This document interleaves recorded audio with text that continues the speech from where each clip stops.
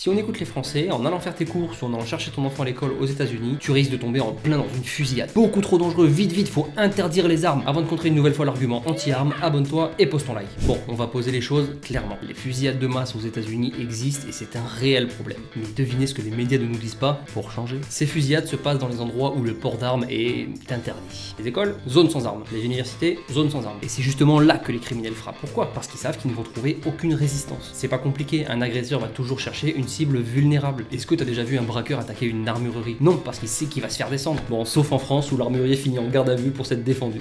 Comme je l'ai dit dans la vidéo sur la Constitution, le second amendement garantit aux citoyens américains de pouvoir posséder et porter une arme. Donc dans plus ou moins tout le pays, les agresseurs savent que leur cible est potentiellement armée. Sauf justement dans les écoles, les universités où le port d'armes est interdit. Le problème, c'est pas l'arme en elle-même qui est un outil, c'est la personne qui s'en sert. Un malade qui veut faire du mal trouvera toujours une autre méthode. Couteau, voiture, explosif, peu importe. Il faut aussi prendre en compte que même les endroits où les armes sont très réglementées, les criminels sont quand même armés. Imaginons tout ça. Il y a des loups dans la société. Et plutôt que de permettre à tout le monde de devenir un chien de berger, on conditionne et on force tout le monde à devenir des moutons sans défense. Les anti-armes adorent parler des États-Unis comme si c'était un Far West permanent. Ce qu'ils oublient de dire, c'est que la majorité des États les plus armés ont des taux de criminalité bien plus bas. Pourquoi ? Encore une fois, parce qu'un criminel sait qu'il prend bien plus de risques en s'attaquant à des citoyens armés. Alors voilà la vérité que personne ne veut entendre. Ce n'est pas moins d'armes qu'il faut, c'est plus d'armes dans de bonnes mains. Et les zones sans armes sont littéralement des invitations pour les criminels. Si on veut vraiment protéger nos enfants et nos concitoyens, il faut armer les bonnes personnes et arrêter de diaboliser ceux qui respectent la loi. Parce qu'au final, face à un danger, tu préfères quoi ? Une affiche pays des bisounours, armes interdites ? Ou être entouré de citoyens prêts à agir ?